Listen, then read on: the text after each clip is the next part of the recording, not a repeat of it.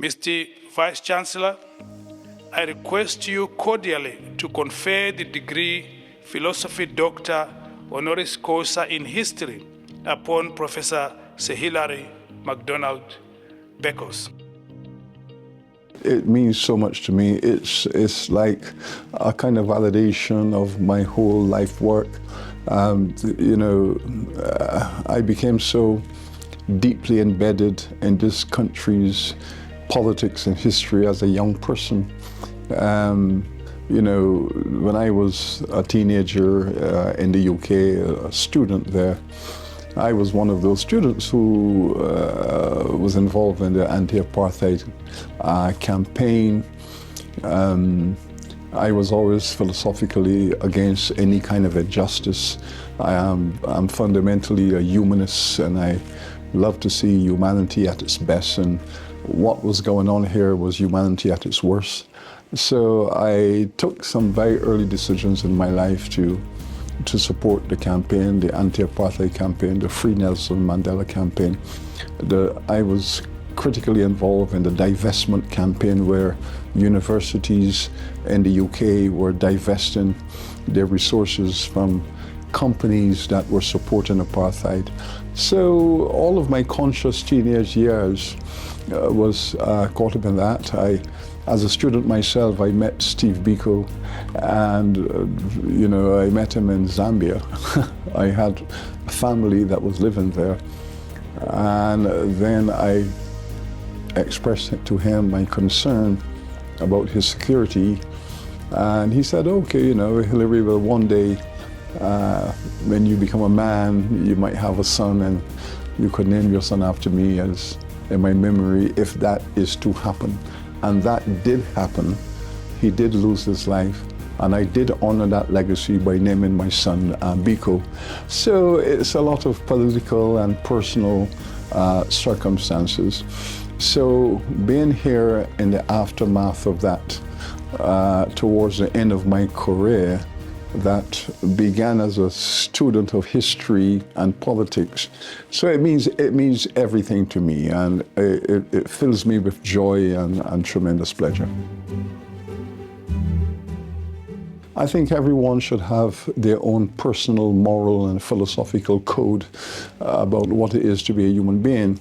And I will say to you, to anyone who would care to listen, that all your life you would hear the interest group, the most prominent and the most powerful interest group in your society would persuade you to accept their philosophy and their policies about what is in the national interest. Do not allow anyone to persuade you about what is in the national interest. Think for yourself what is in the human interest, so that when powerful elites shape the society with their authority, do not fall into it. Think through for yourself and not be a victim of those with power. And that is a lesson I have learned in my own life. So I have found myself being critical of interest groups that are by impulse anti-democratic, anti-social, self-serving. And I've had to stand up against all of those groups in my own country, in the Caribbean, in the world. I stand against them. I stand in support of the Palestinian people who have a right to self-determination. I stood up in support of the black people in this country who had the right to self-determination. I stood up against governments in my own Caribbean world that, in my judgment, at moments in time, have treated the working class people unfairly, and I stood against them. So there's always a price to be paid. There's always a measure of sacrifice, but anything that gives you personal, emotional, and psychological peace is worth the sacrifice. It's a major challenge that we are faced with in the post-colonial circumstance.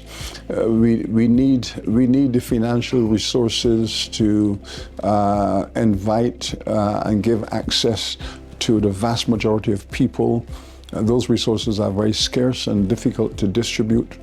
There's a perception that post-colonial nations should stay in that circumstance of economic oppression as opposed to economic empowerment.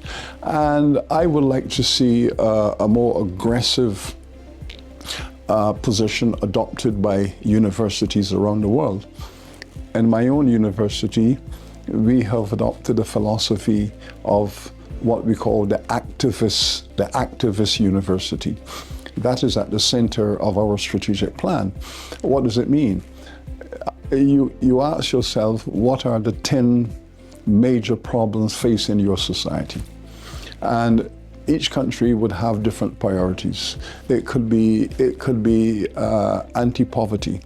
It could be access to better public health care. It could be access to economic systems for empowerment. It could be gender justice. It could be controlling the effects of climate change. And you choose those issues that are facing your survival and sustainability. And the university has to throw itself into the creation of opportunities to meet those objectives. So to do that, you become an activist university. In my own case, access to higher education was the most important matter of my time. And we developed a philosophy that says every household in the Caribbean must have at least one university graduate. So you're looking at maybe 1 million households. But because we know that when one child goes to college from the poorest household, the other siblings tend to follow. And you get 1, and you get 2, and you get 3, and over generations, you can lift your family out of poverty. So these are some of the development challenges that we are facing, and vice chancellors especially have to prioritize what really are the biggest issues to help your society achieve economic development, social peace and justice, political stability. So we have a pretty big task ahead of us, and it's becoming increasingly difficult, because the more demands we make upon the world system for inclusion, the greater the pushback. So the pushback has an impact on universities, on their communities. But we must acquire the skill of standing your ground and pushing forward for the things that you really believe in. And if you really believe in them, then you will become an activist university.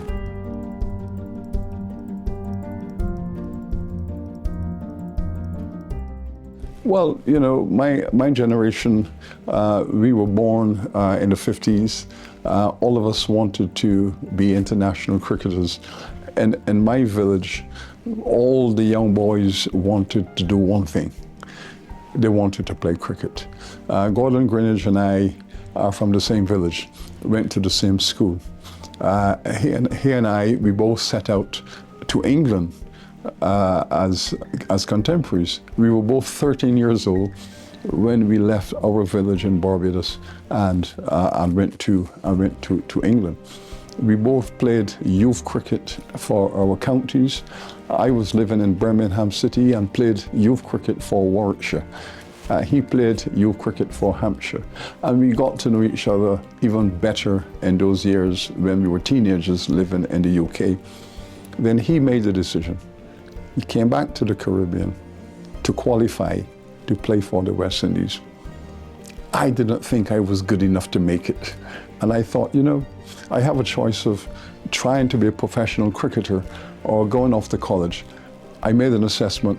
I didn't think I could make it at the international level because, let's face it, my generation, Gordon Greenidge, Michael Holden, Malcolm Marshall, those men have special skills. I lacked that skill. So I went off to college to become an academic. But I have never had peace.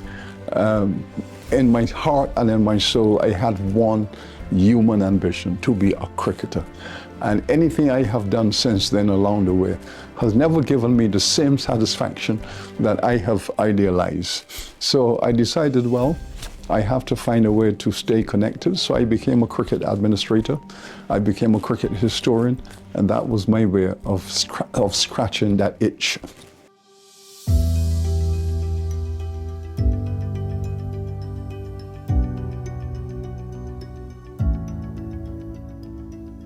Well, it gives us all a sense of who we are. I am an African descendant person who came through the legacy of slavery and survival in the Caribbean. We therefore know what oppression is. We know what racial hostility is. And of course, to know it is to say you will never reproduce it. So you will never do to others what they have done to you. You have to find that high moral ground, which is the future of humanity. The people of the Caribbean were very committed to democracy in this country. They were very committed to the feeling that this society, this economy, this space will become a standard for the future of the world. So I would say to my colleagues and my friends and my citizens back home, my presence here in South Africa within the Northwest University is an expression of multiple generations of concern for the future of this country and the role that we can play in creating the democracy that the people need. So I am standing here in South Africa as a milestone in a long journey that the people of the Caribbean have committed themselves to.